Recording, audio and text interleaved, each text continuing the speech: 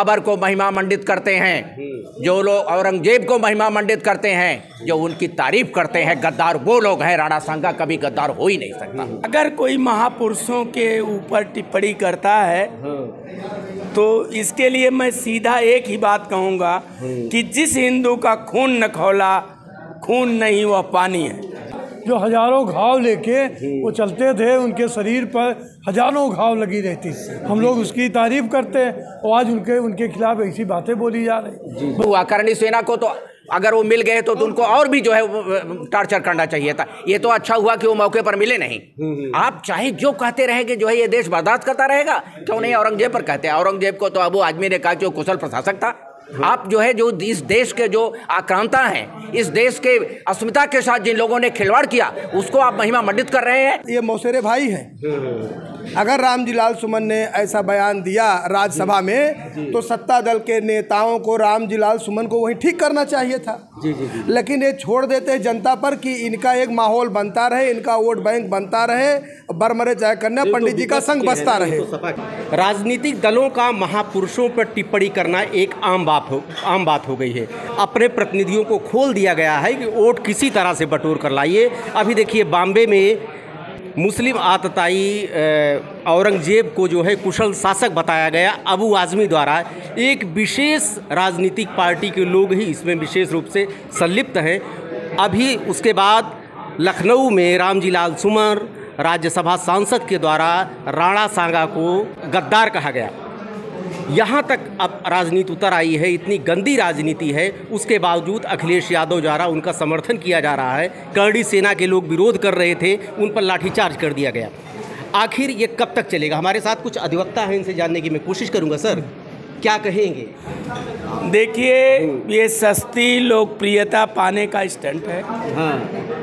इसमें अगर कोई महापुरुषों के ऊपर टिप्पणी करता है तो इसके लिए मैं सीधा एक ही बात कहूँगा कि जिस हिंदू का खून न खौला, खून नहीं वह पानी है। ऐसे लोगों को करारा जवाब मिलना चाहिए इस सभ्य समाज की तरफ से कि अगर तुम इस तरह से टिप्पणी करोगे हमारे महापुरुषों के प्रति तो तुम्हें हम मुंह तोड़ जवाब देंगे, तुम कहीं मुंह दिखाने लायक नहीं रहोगे।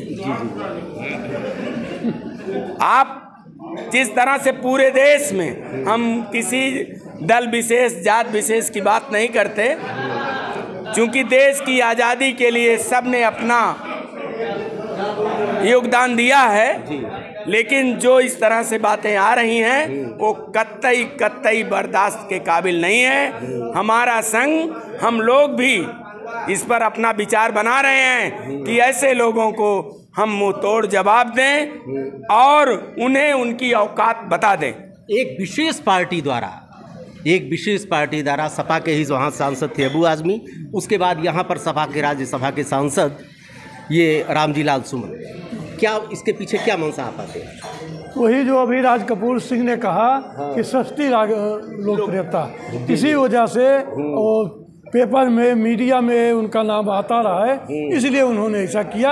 अरे महापुरुष राणा सांगा जो हजारों घाव लेके वो चलते थे, उनके शरीर पर हजारों घाव लगी रहती, हम लोग उसकी तारीफ करते हैं और आज उनके खिलाफ ऐसी बातें बोली जा रही, मतलब उनको गद्दार कहा जा रहा। बाबर ने अपनी आत्मकथा में भी लिखा था कि राणा सांगा राजपूत एक बहादुर शासक। जी सही बात है कि बाबर की टिप्पणी है, बाबर की जिससे लड़ने कहा गया, बाबर ने स्वयं सरेंडर किया, तो उनको ऐसी बातें कही जाती है, इसको घोर निंदा की जाए उतना ही ज़्यादा। ये राज कपूर सिंह हैं और हम भी राजपूत हैं, इसलिए इसकी घोर निंदा की। राणा सांगा सर्व समाज के महापुरुष माने जाते हैं, वो किसी जात। सर शुभ नाम बताइए। मैं हेमंत त्रिपाठी एडवोकेट। और जो ये रामजी लाल सुमन ने जो वक्तव्य दिया, ये बहुत देश के लिए, सामाजिक समरसता के लिए बहुत खतरनाक है। उनकी माँ ने अगर उनको दूध पिलाया है तो सही बात कहें। जो लोग बाबर को महिमा मंडित करते हैं, जो लोग औरंगजेब को महिमा मंडित करते हैं, जो उनकी तारीफ करते हैं, गद्दार वो लोग हैं। राणा सांगा कभी गद्दार हो ही नहीं सकता। वो तो कह रहे हैं कि दलित होने के नाते जो है करणी सेना चढ़ गई वहाँ पे। कौन?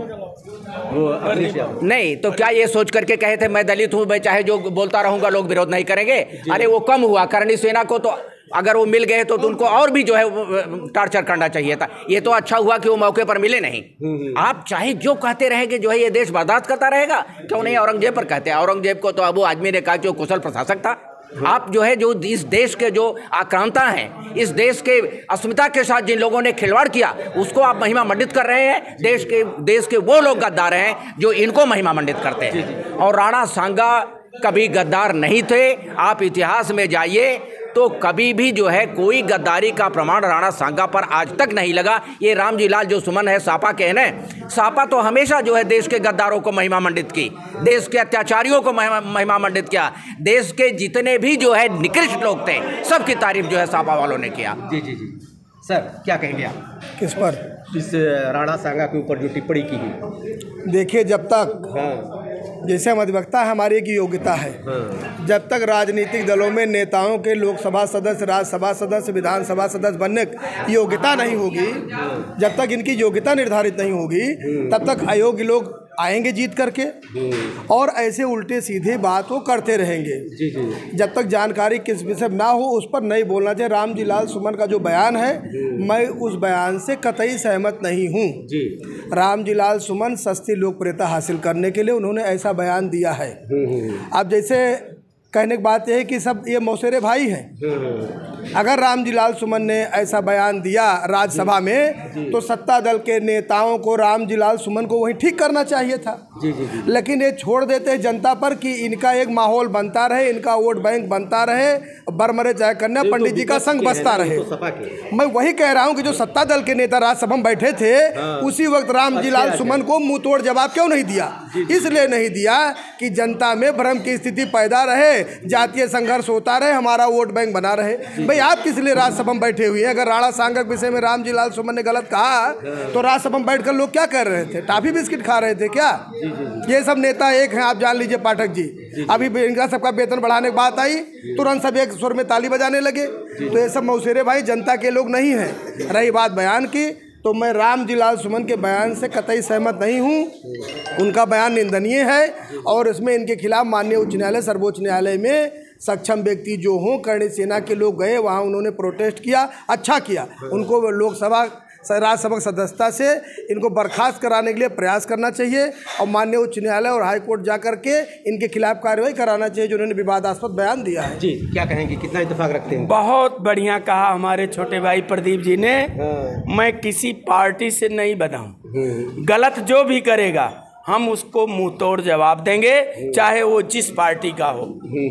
देश की अस्मिता का जहाँ सवाल उठेगा हम सारे लोग एक साथ होंगे और इस पर पार्टी से हट करके सबको एकजुट हो जाना चाहिए और ऐसे घटिया बयान देने वाले के खिलाफ सख्त से सख्त कार्रवाई होनी चाहिए। इसमें किसी पार्टी, किसी दल और किसी ऐसी राजनीति को नहीं शामिल करना चाहिए। अगर वो गंदा है, उसने बयान दिया है, तो उसे इस धरती पर रहने का अधिकार नहीं है। आप हैं अधिवक्ता यहाँ पर, आप भी उद्वेलित हैं चूँकि राणा सांगा किसी एक समाज के, किसी एक वर्ग के नहीं थे, वो महापुरुष थे, वो सब के थे। इस तरह का बयान नहीं होना चाहिए। देखते रहिए अयोध्या दर्पण। ढेर सारी शुभकामनाएं आपको। धन्यवाद।